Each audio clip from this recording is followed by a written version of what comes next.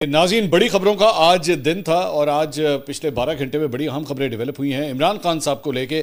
عمران خان صاحب کے لیے بڑی خوشخبری آئی ہے، اسے ڈسکس کریں گے۔ اور ظاہری بات ہے، لوگوں کے ذہنوں میں سوال ہے کہ عمران خان صاحب اب کب رہا ہوں گے۔ تو میرے پاس جو ڈیٹیلز ہیں، اس سے پہلے آپ سے ریکویسٹ کہ چینل کو سبسکرائب کرنا مت بھولیے، بیل آئیکن پریس کیجیے۔ اگر آپ کو ویڈیو پسند آئے تو اسے لائک اور شیئر ضرور کیجیے گا۔ نیچے کامنٹ سیکشن میں اپنی رائے سے بھی مختلف خبروں کے اوپر آپ کی کیا رائے ہے، اس سے بھی ہمیں آگاہ ضرور کیجیے گا۔ عمران خان صاحب کے لیے جو آج ایک خوشخبری آئی ہے وہ یہ ہے کہ عمران خان کی لانگ مارچ کے دوران توڑ پھوڑ کے 2 مقدمات میں عدالت پیشی اور بریت کی درخواستوں پر جوڈیشل مجسٹریٹ شائستہ کنڈی نے سماعت کی۔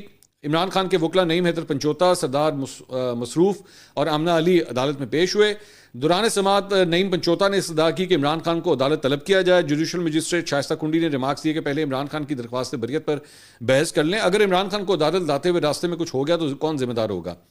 ان کے وکیل نعیم پنچوتا نے کہا کہ عمران خان اس سے قبل بھی خود سے عدالتوں میں پیش ہوتے رہے ہیں، زمان پاک آپریشن کیا گیا، وارنٹ نکالے گئے، حکومت کا کام سیکیورٹی مہیا کرنا ہے۔ انہوں نے استدعا کی کہ عمران خان کی موجودگی میں دلائل دینا چاہتے ہیں، تاہم عدالت نے عمران خان کی عدالت پروڈکشن کی درخواست مسترد کر دی۔ جج صاحبہ نے ریمارکس دیے کہ ضمانت پر حاضری ضروری ہوتی ہے، بریت پر سماعت کے لیے پروڈکشن یعنی کہ عدالت میں پیش کیا جانا ضروری نہیں ہے۔ وکیل نعیم پنچوتا نے دلائل میں کہا کہ عمران خان پر تمام مقدمات میں صرف ایما کی حد تک ہیں، ایک ہی دن میں متعدد مقدمات درج ہوئے، عمران خان کی ایک ہی طرح کا کردار رکھا، دفعہ 144 کے نفاذ کا نوٹیفیکیشن جاری نہیں کیا گیا، نہ بتایا گیا مدعی ایس ایچ او ہے جس کو مقدمہ درج کرنے کا اختیار نہیں، عمران خان پر درج مقدمات میں گواہان کے بیانات بھی نہیں ہے۔ جج صاحبہ نے استفسار کیا کہ کیا اس سے پہلے بھی عمران خان مقدمات میں بری ہو چکے ہیں؟ وکیل نعیم پنچوتا نے جواب دیا کہ اس سے قبل بھی عمران خان متعدد مقدمات میں بری ہو چکے ہیں۔ عدالت نے عمران خان کی لانگ مارچ توڑ پھوڑ کے دونوں کیسز میں بریت کی درخواست پر فیصلہ محفوظ کیا، بعد میں فیصلہ سناتے ہوئے ان کی بریت کی درخواست جو ہے وہ منظور کر لی۔ تو 2 کیسز مزید کیسز سے جو ہے عمران خان صاحب کی حق میں یہ فیصلہ آیا ہے اور ان کو ان کیسز سے بری کر دیا گیا ہے۔ اس کے علاوہ اسلام آباد ہائی کورٹ میں سائفر کیس میں عمران خان اور شاہ محمود قریشی کی سزا کے خلاف اپیلوں پر سماعت ہوئی۔ عمران خان اور شاہ محمود قریشی کے خاندانی افراد، منتخب نمائندے، سینیٹرز اور وکلا کی بڑی تعداد کمرہ عدالت میں موجود تھی۔ سلمان صفدر جو ان کے وکیل ہیں، انہوں نے کہا کہ آج مقدمے کے مدعی اور شکایت سے متعلق دلائل سے میں شروع کروں گا۔ سیکرٹری داخلہ نے جو شکایت درج کرائی اس میں عمران خان یا شاہ محمود قریشی کا نام نہیں تھا۔ 5 اکتوبر 2022 کو کس نے انکوائری شروع کی، اس حوالے سے کوئی دستاویز عدالتی ریکارڈ پر بھی نہیں ہے۔ انہوں نے کہا کہ اگر یہ دستاویز ریکارڈ پر نہ ہوں تو کیس کی بنیاد ہی نہیں اور کیس ختم ہو جائے گا۔ تفتیشی افسر نے اپنے بیان میں کہا کہ 5 اکتوبر کو انکوائری ڈی جی ایف آئی اے کی ہدایت پر شروع کی، ڈی جی ایف آئی اے اس کیس میں گواہ نہیں، نہ بیان قلم بند کیا گیا۔ اس پہ جج صاحب نے استفسار کیا کہ کیا وزارت داخلہ نے ڈی جی ایف آئی کو انکوائری کا کہا تھا؟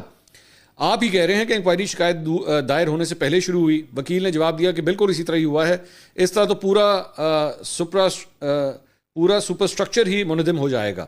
اس موقع پہ چیف جسٹس نے کہا کہ یہ ہارڈ کور کرمنل کیس نہیں ہے، وائٹ کالر کرائم بھی نہیں ہے، اپنی نوعیت کا الگ کیس ہے، یہ ہائبرڈ قسم کا کیس ہے اور اس میں نئی عدالتی نظیر تیار ہوگی۔ وکیل نے کہا کہ جتنے بھی کیسز عمران خان کے خلاف آئے ہیں وہ آؤٹ آف دا باکس ہی رہے ہیں، توشہ خانہ، سائفر، عدت میں نکاح کیس کا فیصلہ بھی اس طرح ہی آیا ہے۔ یہ آخری بات ہوگی کہ میں کہوں کہ ٹرائل جج کو ایک اور موقع دے دیں، میں میرٹ پر دلائل دوں گا۔ اس پہ عدالت نے ریمارکس دیے کہ حق کے جرح ختم ہو جائے تو آپ کی حق تلفی ہوتی ہے۔ چیف جسٹس نے کہا کہ ملزم عدالت کی نظر میں پسندیدہ بچہ ہوتا ہے۔ عدالت نے کہا مزید کہنا تھا کہ شام کے ٹرائل کی کیا حیثیت ہوگی، اس حوالے سے بھی پوچھیں گے۔ کیا بے چینی تھی کہ رات کے 9 بجے بھی ٹرائل ہو رہا تھا؟ جج صاحب نے دریافت کیا کہ کیا یہ دونوں سرکاری وکیل عدالت نے تعینات کیے تھے؟ کیا ایڈوکیٹ جنرل نے نام بھیجے تھے؟ وکیل نے بتایا کہ جی ایڈوکیٹ جنرل نے یہ تعینات کیے تھے۔ عدالت نے ریمارکس دیے کہ پھر تو ہمیں ایڈوکیٹ جنرل کو نوٹس کر کے سننا پڑے گا، ان سرکاری وکلا کی سٹینڈنگ کیا تھی۔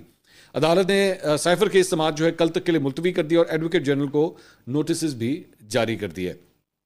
اس کے علاوہ جناب اسلام آباد کی ڈسٹرکٹ اینڈ سیشن عدالت میں انتخابات میں مبینہ دھاندلی کے خلاف احتجاج کرنے کے مقدمے میں ملزمان کی جانب سے دائر درخواست ضمانتوں پر سماعت ہوئی۔ ملزمان کی جانب سے وکیل شیر افضل مروت عدالت کے روبرو پیش ہوئے۔